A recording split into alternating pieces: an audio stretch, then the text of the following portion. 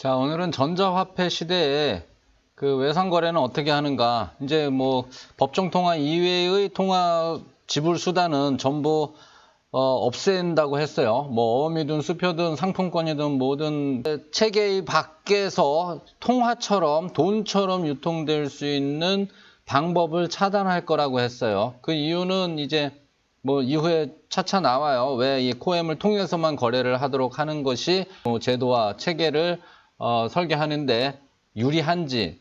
체계를 설계하기 위한 게 목적이 될 수는 없고, 우리 사회가 보다 더 적은 비용으로 보다 더 많은 다수가 효율적으로 움직여서 우리는 개개인의 삶이 보다 더 좋은 삶을 누릴 수 있도록 조금이라도 일조할 수 있으면 그 방향으로 가는 게 옳아요. 근데 이건 조금이 아니라 매우 크게 일조할 거예요.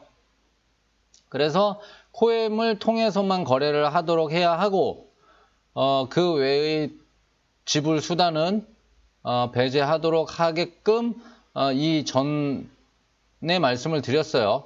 자, 그러면 모든 그 어음이든 수표든 그런 게 없어지고 나면 그 앞선 예에서 박 씨는 현금이 생긴 이후에나 차를 살 수 있었을 거예요. 그 앞선 예가 뭐냐 하면 뭐 앞에 그 동영상을 보시는 게 더 나을 거는 같은데, 앞에 얘가 뭐였냐면 중고차 딜러 김 씨가 그 차를 팔려고 하는데 굉장히 신용이 좋은 재벌의 아들이 차를 사려고 왔는데 그 사람이 지금 당장 가진 잔고가 없어요. 근데 뭐 씀씀이가 해프니까 없겠죠. 근데 매달 한 10억 원씩 통장에 들어오는 그런 재벌의 아들이에요. 근데 지금 요 시점에는 없어요. 이 사람이 지나가다가 차를 보고 갑자기 살려고 그러는 거예요. 근데 이거 어음을 받을 수 있죠. 신용이 좋으면 어음을 받아둔단 말이에요. 그리고 지금 세상 같으면 어음을 받아두고 차를 넘겨주고, 만약에 어음의 결제를 안 해주면은 이 사람을 데리고 어떤 형사 고소를 할 수도 있어요. 근데 코엠 체계에서는 형사 고소를 못하게 한다는 얘기예요. 민사 고소도 해봐야 의미가 없게끔 하겠다는 얘기예요. 그러면 이제 어음을 못 받죠. 어음이 아무것도 아닌 거니까, 그냥 구두 약속보다도 못하니까 어음이 안 받죠. 자, 그럼 어떻게 해야 되느냐? 차를 못 주느냐? 못 파느냐? 그러면은 그건 나쁘다 이거죠. 이 사회는 신용거래는 충분히 보장을 해줘야 돼요. 현찰이 있을 적에만 산다 그러면 이 상황에 차를 사는 사람도 좋고, 외상으로 살 수 있다면 차를 사는 사람도 좋고, 차를 판 사람도 좋고, 그냥 사회 전체로도 굉장히 이로운 거예요. 그러니까 이건 할 수 있어야 돼요. 이 외상거래라는 거는. 코엠의 지불 방식은 판매자인 김 씨가 박 씨의 코엠 계좌로 1억 원을 청구하는 것으로 시작이 됩니다. 흔한 그냥 코엠 체계를 앞선 동영상을 다시 한번 보실 분은 보시겠지만, 이렇게 그 청구로부터 시작이 돼요. 코엠은 1억 원을 청구를 합니다. 차값을 주세요. 그럼 승인을 하면 가져가면 되는 거예요. 1억 원이 빠져나가고.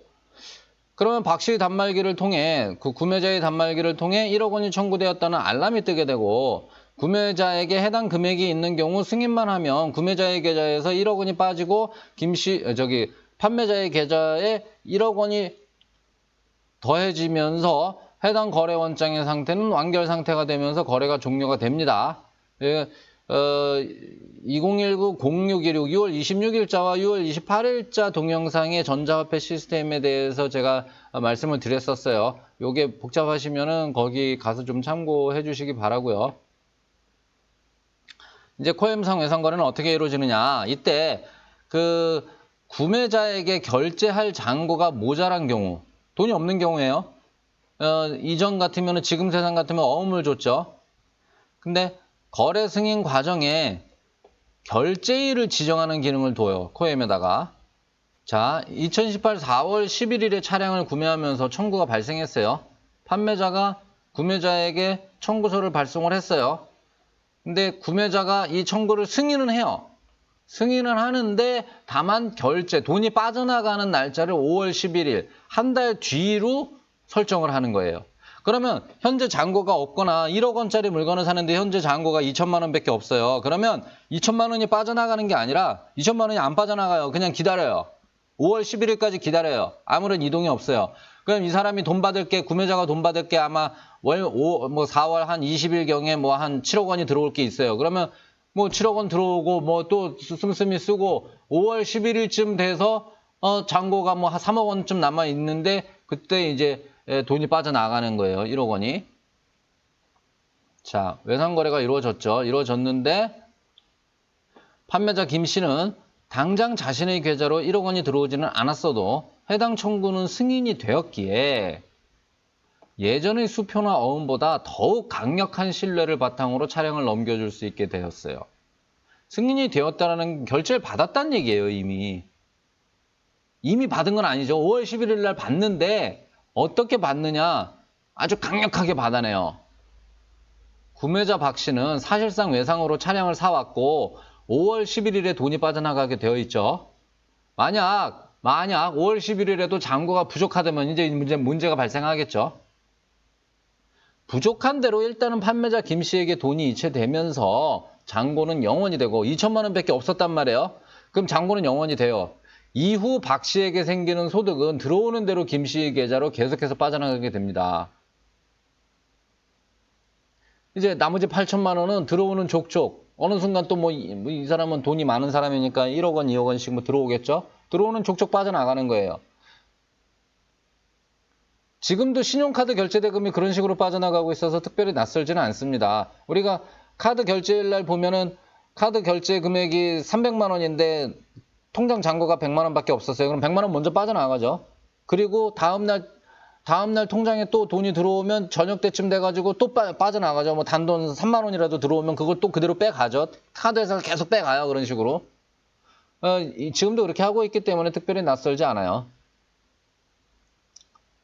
근데 코엠 잔고 0원이 된다는 것은 전화비도 못 내고 전기세도 못 내고 수도세도 못 내고 전화도 못 쓰고 전기도 못 쓰고 수도도 못 쓰고 마트에서 음식도 못 사고 식당에서 밥도 못 먹고 전철도 못 하게 되니 박 씨는 수표나 어음으로 외상을 했던 시절보다 더욱 최선을 다해 차량값을 변제할 수밖에 없어요. 생활이 불가능해져요. 그러니까 더욱 최선을 다해 차량값을 변제할 수밖에 없어요. 생활이 왜 불가능해지냐? 아니 뭐 어음이든 뭐 수표든 아무것도 못 쓰게 만들어놨잖아요. 코엠을 통해서만 거래를 하게끔 만들어놨잖아요. 그러니까 코엠 잔고가 0원이 된다라는 거는 거의 일상생활이 불가능하게 되는 거예요. 그러니까 어서 빨리 갚아야 되는 거예요. 빚진 거는. 외상은 빚진 거죠. 외상진 거는 빨리 갚아야 되는 거예요. 그러니 외상거래는 더욱 활발해지겠죠. 왜? 확실하니까. 돈을 못 받을 가능성이 거의 없으니까. 외상거래는 굉장히 활발해지게 됩니다. 신용거래는 굉장히 활발해지게 됩니다. 경제는 굉장히 아주 다이나믹하고 아주 액티브해집니다. 같은 이치로 할부거래도 가능해지겠죠.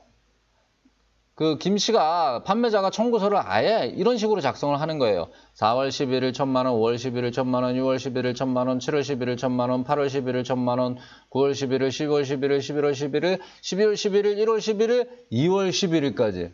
10번 청구해야 되는데 11번 청구했네요. 1억 1,000만 원을 청구했네요. 할부 값이죠, 뭐. 박 씨가 아예 이렇게 청구를 하는 거예요. 그 청구를. 그럼 이렇게 승인을 하는 거예요, 그냥. 구매자가. 그러면 해당 날짜가 되면 돈이 그냥 딱딱딱딱 빠져나가게 돼 있는 거예요. 뭐 부도가 나면 이 사람이 아예 거지가 됐어. 어떻게 하다 보니까 뭐 4월 17일 날 아예 거지가 됐어. 그러면 판매자는 못 받을 수도 있겠죠. 못 받을 수도 있어요. 아무리 뭐 이 사람이 계속 돈을 뭐 조금씩 벌어서 2만 원, 3만 원씩 뭐 들어온지는 몰라도 애초에 이런 신용을 가진 사람한테 물건을 주면 안 됐죠. 이거는 코엠의 문제가 아니라 지금 시절에도 갖고 있는 똑같은 문제예요. 똑같은 문제고 그런 부도의 염려는 뭐 감내하는 건데 지금 시절보다는 훨씬 낫다. 지금 시절보다는 훨씬 안전하게 할부로 물건을 넘겨줄 수 있다. 11개월치를 발행해서 1억 1,000만 원, 추가된 1,000만 원은 할부에 대한 비용으로 이렇게 떼일 수도 있을 거예요. 이런 식으로 청구를 하면은 할부 비용까지, 할부 이자까지 그렇게 한꺼번에 청구를 할 수 있다. 명료해지죠. 구매하는 입장에서도. 뭐 복잡하지가 않죠. 지금 핸드폰 월 납입액 뭐 이런 거 따지는 것보다 훨씬 쉽죠.